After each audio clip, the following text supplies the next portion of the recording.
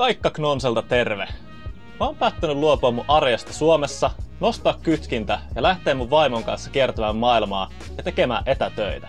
Seuraavan puolen vuoden aikana me reissataan pitkin Eurooppaa ja Aasiaa, aina Madeiran vuorilta, Ibizan rannoille, Singaporen vilinää ja Lapin puuterilumille asti. Nyt sä pääset meidän mukaan seuraamaan aitoa todellisuutta siitä, minkälaista on suomalaisen etätyötä Suomeen tekevän asiantuntijan reissaaminen ja etätyö käytännössä.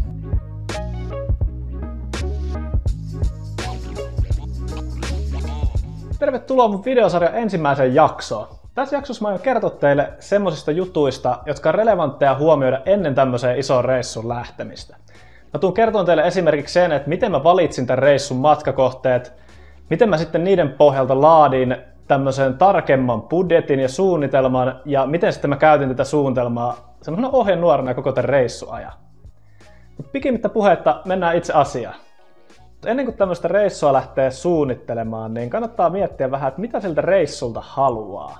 Mä itse laitoin tavoitteeksi semmoisen, että mä lähtisin jatkamaan kesää sillä tavalla, että kun tänne Suomeen tulee kaamos, niin mä jatkan eteenpäin ulkomaille siten, että kaamos ei mua saa kiinni, vaan mä menen sinne, missä on aurinkoa, missä on lämpöä, missä mä voin liikkua ulkona ja harrastaa. Syksy ollaan reissussa ja sitten talvella kun tullaan takaisin, niin voidaankin sinne Lapin puuterilumille sitten päästä laskemaan. Tärkeintä kuitenkin tässä on se, että töitä tehdään koko tämän reissuajan, eli tullaan pitämään ihan normaalia arkirytmiä yllä. Mutta nyt mä vähän kerron teille, että miten tämmöistä suunnittelua voi tehdä sillä järjestelmällisellä otteella.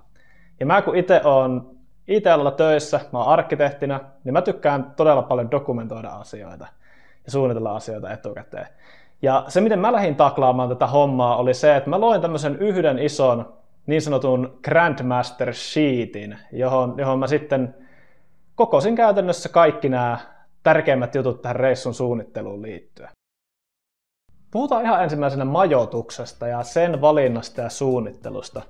Se on nimittäin semmoinen juttu, että se on varmaan eniten vienyt mulla aikaa näissä suunnitteluissa ja myöskin se määrittää todella paljon sit kaikkea muuta siihen ympärille. Mun ensimmäinen vinkki tässä on se, että kannattaa kartoittaa se, että se kohde mihin sä oot menossa, onko siellä järkevää ottaa asunto itselleen vai olisiko järkevämpää vaan mennä hotelliin. Meidänkin tässä reissun aikana esimerkiksi Madeira oli semmoinen kohde, että siellä oli paljon järkevämpi mennä hotelliin ja nauttia hotelliaamiaisesta ja toisaalta taas tehdä kompromissi sen kanssa, että ei ollut sitä omaa keittiötä. Pohdin niitä sun arkirutiineja ja kun sä mietit sitä sun majoituksen valintaa, niin mieti, että miten sä teet sitä ruokaa, miten sä teet niitä sun harrastuksia, mitkä on sun liikuntamahdollisuudet ja miten sä hoidat kaikkia muita tähän arjen pyörittämiseen liittyviä juttuja, kuten pyykkäys. Ja se, että miten sä sitä etätyötä pystyt siellä tekemään. Eli tärkeää on se, että siellä on hyvät yhteydet, siellä on se työpiste, missä sä voit tehdä hommia, ja se, että sä voit tehdä niitä ihan rauhassa ja yksityisesti tarpeen mukaan. Nyt sitten kun majoitus on saatu selville, niin tärkeää onkin seuraavaksi tsekata, että miten sinne itse kohteeseen päästään. Mä valitsin pääasiallisesti mun matkustuskeinoksi lennot. Niitä itse lentoja, niin tässä on muutama semmonen hyvä vinkki, kun näitä lentoja lähtee hakemaan. Ensinnäkin mun mielestä parhaimmat paikat hakea näitä lentoja on ehdottomasti Google Flights ja Supersaver. Näistä löytää kaikista halvimmilla ne lennot. Esimerkiksi sen takia mä tykkään käyttää sitä Google Flights, että siellä on semmoinen työkalu, millä sä voit laittaa itsellesi hintavahdin. Mä arvioisin, että mä ehkä itse oon säästänyt jopa 1000 € tämän koko reissun aikana sillä, että mä oon ostanut niitä lentoja silloin, kun ne hinnat on ollut halvat. Tietysti taas sit ei kannata liikaa katsoa vaan niitä lentojen hintoja, koska jos puhutaan halpalentoyhtiöistä, niin niissä usein myös sitten lisämaksua nyhdetään kaikesta. Eli pitää ottaa huomioon, että jos sulla on matkatavaroita, niin ne sun matkatavarat voi olla kalliimpi kuin se itse sun koko lentolippu. Sitä helposti ajattelee, että kun ottaa halvimman lennon, niin se tulee sitten niin kuin parhaimmaksi taloudelliseksi yhtälöksi sulle. Mutta totuus on se, että se ei välttämättä ole näin, koska jos sä otat sen yölennon, niin sitten niitä kustannuksia voi tulla jostain muualta. Jos ne lennot saapuu yöllä, niin miten sä pääset sitten sieltä lentokentältä esimerkiksi sinne sun majoitukseen? Tai jos sä haet sen car rentali, niin sä joudut maksaa ekstra kuluja siitä, että se on yöllä sulle saatavilla se auto. Mutta miten sitten me liikutaan siellä kohteessa? Tää on yksi semmonen juttu, mitä kannattaa ehdottomasti suunnitella etukäteen. Mutta kun sitä miettii sitä itse kulkupeliä, niin kannattaa miettiä, että kuinka pitkiä matkoja sitä oikeastaan ajaa ja kuinka paljon sit niinku liikkuu oikeasti käytännössä siellä. Ja esimerkiksi pienillä saarilla, kuten tässä meidän reissulla oli Maltan saari ja Madeiran saari, mä itse valitsin auton sijasta skootterin, koska hinta oli monta kertaa halvempi ja muutenkin näissä paikoissa on todella vaikea löytää parkkipaikkoja. Toisaalta taas sitten Espanjassa välimatkat on pidempiä, siellä on paljon isoja valtateitä, valtateitä pitkin pitää mennä harrastuksiin, käymään isoissa kaupoissa, niin Espanjassa sitten taas esimerkiksi auto oli ihan must have. Mitä tulee noihin itse auton vuokrauksiin, niin tähän mulla on antaa semmonen vinkki, että halvat car-rentalit, ne on tosi riskaabeleja paikkoja asioida. Mutta kun sä tiedät muutamat tämmöiset perusjutut, niin sä pystyt tosi hyvin suojaamaan sun omaa selustaa. Eli mun vinkki on se, että jos sä päädyt hakemaan rentalin halvasta car-rentalista, mikä on yleensä paikallinen, niin muista aina ottaa siitä autosta tietysti kuvat, kun sä haet sen auton, ja muista lukea tarkasti, että mihin sä sitoudut. Älä ikinä osta mitään tämmöisiä niin kuin lisäpalveluita, mitä sulle koitetaan myydä, koska niissä on aina yleensä huono diili sille asiakkaalle. Toinen hyvä vinkki on se, että kannattaa hommata oma vuokra-auton vakuutus. Eli nämä autovuokrayritykset, ne tarjoaa tämmöistä niin kuin omaa kolarin ja varkauden ja muun varalle tarjottavaa turvaa. Ja sä yleensä pystyt ostamaan sen sitten samalla, kun sä sen sun auton vuokraat ja sulla ei tule sitä omaa vastuuta siitä maksettavaksi. Mutta nämä on aina ylihinnoiteltuja. Eli sä voit saada Suomesta jatkuvan tämmöisen vuokra-auton vakuutuksen. Se maksaa noin 40 € kuussa, kun taas sitten se voi olla viikon vuokraukselle sieltä autofirmasta 100 €. Eli ei kannata ottaa niitä vakuutuksia, hoida ne omasta takaa. Noniin, nyt ollaan kohteessa, tavarat on viety villaa ja päheen vuokra-auto löytyy pihasta. Mitäs muuta meidän täytyy miettiä? No tietysti, jotta hengissä pysyy, niin jotakin pitäisi myös syödä. Eli itse mä tässä suunnitteluvaiheessa otin tämän ruoan tekemisen, ravintolat ja muut huomioon, koska eri maissa tämä ruoka- ja ravintolakulttuuri myös on erilainen ja eri hintainen. Mulla oli aika hyvä käsitys siitä, että mikä mun budjetti Suomessa oli. Ja toisaalta taas sitten mä tiesin suunnilleen, että mikä on elinkustannusindeksi näissä maissa. Ja mä silloin otin tämän mun Suomi-budjetin ja koitin sen sitten sovittaa näihin erilaisiin elinkustannuksiin näissä muissa maissa. Tähän on todella hyvä palvelu. Se on semmoinen kuin Numbeo. Tänne Numbeoon sä voit laittaa minkä tahansa kaupungin, missä tahansa maasta ja sitten jonkun toisen, mihin sä voit verrata sitä. No nyt on melkein kaikki jo mietitty. Eli kyllä tässä suunnitelmassa pitää ottaa ja budjetoinnissa pitää ottaa huomioon myös ne aktiviteetit ja muut kulut, mitä sä meinat tehdä reissussa. Mulla itsellä niin mun harrastukset oli aika halpoja. Mä tykkään esimerkiksi frisbeegolfata, ulkoilla, vaeltaa. Nehän ei juuri mitään mulle maksanut, mutta sitten taas toisaalta mä budjetoin jotain parisataa aina kuukaudessa kuitenkin niin kuin sitä varten, että jos haluaa vaikka mennä jotain kulttuuria nauttimaan tai käydä nähtävyyksissä tai sitten täytyy vuokrata jotain erilaisia harrastevehkeitä. Se mitä mä itse huomasin tässä reissussa niin oli se, että ei siellä etätyöarjessa oikeasti ole niin paljon sitä vapaata aikaa kuin mitä ajattelisi. Eli kannattaa vähän etukäteen myös miettiä sitä, että jos sä oot rajattu aikaa jossain kohteessa, niin mitä sä aiot sillä töiden ulkopuolella tehdä, koska se aika kuluu nopeasti. Mitä tulee nyt yleensä tuohon reissaamiseen, niin kun sä mietit, että sä haluat lähteä etätöitä tekemään, niin kaikista helpommalla sä pääset, kun sä oot hommissa EU-alueella.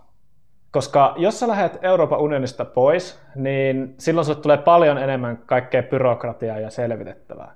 Hyvänä nyrkkisääntönä on se, että pysyt Suomesta pois alle 6 kuukautta kerrallaan ja alle 6 kuukautta vuodessa. Niin silloin täällä Suomen päässä asiat on niin helposti. Sun ei tarvitse miettiä sun verotusta tai sosiaaliturvaa tai miten sä niitä täällä Suomen päässä järjestelet. Toisaalta taas sitten, kun sä lähdet sinne reissuun, niin jos sä olet palata oikeasti varman päälle, niin kannattaa myös olla 3 kuukautta maksimissaan yhdessä kohteessa. Koska riippuen siitä maasta, missä sä oot, niin siinä 3 kuukauden kohdalla saattaa tulla jo jotain semmoisia vaatimuksia, että sun pitäisi rekisteröityä johonkin ja selvitellä, mihin sä veroja maksat. Ja huonossa tapauksessa voi tulla riski kaksinkertaisesta verotuksesta. Ja vaikka mä tässä mun reissulla tuun tekemään seikkailua myös Aasiassa, niin se menee taas sitten mun oman lomailun piikkiin ja sieltä ei sitten töitä tehdä. Toinen juttu verotuksen lisäksi, mikä on relevanttia, on sosiaaliturva. Tässäkin kun EUn sisällä meet, niin pääset helpolla. Käytännössä laitat yhden A1-todistuksen viranomaisille ennen kuin sinne reissun lähet tai vaikka vähän jälkikäteen, niin se on sillä selvä. Ehkä semmoinen yksi juttu, mikä kans voi raamittaa, on se, että jos sä toimit yrittäjänä, kuten mä toimin IT-freelancerina, niin mulla on sitten jonkin verran semmoista vakuutusta esimerkiksi mun omalla yrityksellä, ja näissä pitäisi tietysti case by case selvittää, että onko se ok tehdä ulkomailla töitä. Tietysti tässä on sitten taas raamituksessa on toinenkin puoli, nimittäin asiakastyötä, kun mäkin teen freelancerina, niin kyllähän tietysti asiakkaalla on omat tarpeet ja vaatimukset. Ja mulle itsellä oli tosi tärkeää se, että mun työ ei kärsi ja se palvelun taso, mitä mä tarjoan asiakkaalle, ei kärsi. Eli asiakas voi vaatia on-site ja se voi sua rajoittaa tietysti. Mä olin itse siinä mielessä onnekkaassa tilanteessa, että oli asiakkaalle ok, mutta sitten taas toisaalta voi olla myös semmoisia sopimusteknisiä juttuja. Eli ainakin IT-konsulttina, kun mä toimin, niin puhutaan usein GDPR:stä, puhutaan siitä, että data ei saa lähteä EU-alueelta. Ja tämäkin on semmoinen asia, mikä sitten omalta osaltaan voi olla dealbreakeri. Että yksinkertaisesti sä et niitä töitä voi tehdä EU-ulkopuolelta. Tärkeimpänä ehkä varmaan näistä Suomen pään valmisteluista niin on tietysti ne oman talouden valmistelut. Eli tähän liittyy se, että kun sä ulkomaille lähet, niin sä tarvit oikeasti luottokortin. Kannattaa hommata luottokortti, jos ei sitä ole, mieluummin 2. Kun sä meet maailmalla, Visa toimii yleensä aika hyvin. Ja toisaalta taas, kun sä käytät luottokorttia, niin sä saat sitten sen luottokortin ostajan turvan myös kaikkiin niihin ostoksiin, mitä sä ulkomailla teet. Vaikka tapahtuu jotain odottamatonta, niin sä et ole silti lirissä. Tietysti mitä Suomessa niin kun reissuun lähdetään, niin kannattaa hommata matkavakuutus, must have. Ei ole mitään järkeä olla ilman matkavakuutusta. Yleensä tässä tulee mukana myös sitten matkatavaravakuutus. Ja aikaisemmin tuossa puhuttiinkin, niin esimerkiksi se vuokra-autovakuutus jatkuvasti voimassa olevana niin on todella hyödyllinen juttu.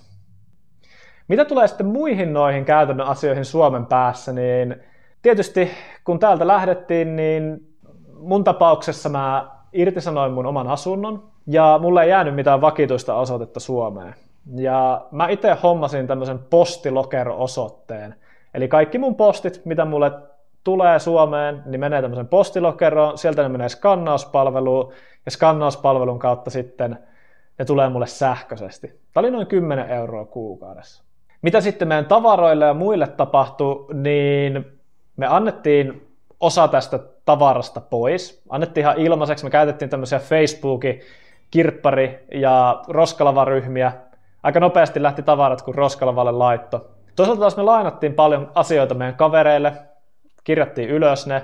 Saatiin siinä samalla sitten hyvä syy tulla moikkaamaan kaikkia kavereita, kun reissusta takaisin Suomeen pääsee. Isot huonekalut myytiin, niistä saatiin ihan rahaa, mutta se mitä sitten jäi, niin mä hankin Suomesta tämmöisen varaston mun tavaroille. Ja sitten oikeastaan mitä reissuun lähti mukaan, niin sinne lähti 1 iso matkalaukku, 2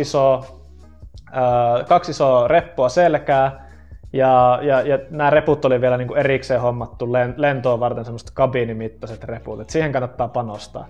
Koska mitä enemmän näitä kohteita on, niin sitä kalliimmaksi niiden matkatavaroiden kantaminen tulee ihan niin kuin, rahallisesti kuin sit sen henkisen hyvinvoinnin kannalta. Me pärjättiin 1 ruumalaukulla, 2 repulla, siinä oli 7 päivän vaatteet, hygieniakamat, harrastuskamat. Kyllä sillä 7 päivän vaatekuormalla niin itse ainakin pärjäili aivan mainiosti. No, mutta nyt me ollaan käsitelty oikeastaan kaikki, että mitä tämmöisen reissun suunnittelu käytännössä vaati. Seuraavassa jaksossa me tullaan puhumaan sitten etätyöarjesta eri Euroopan maissa. Kiitti, että olit mukana katsomassa tätä videota tähänkin asti. Muista peukuttaa ja tilata kanava, niin pysyt kartalla mun reissusta ja saat ilmoituksen uusista jaksoista. Moi moi!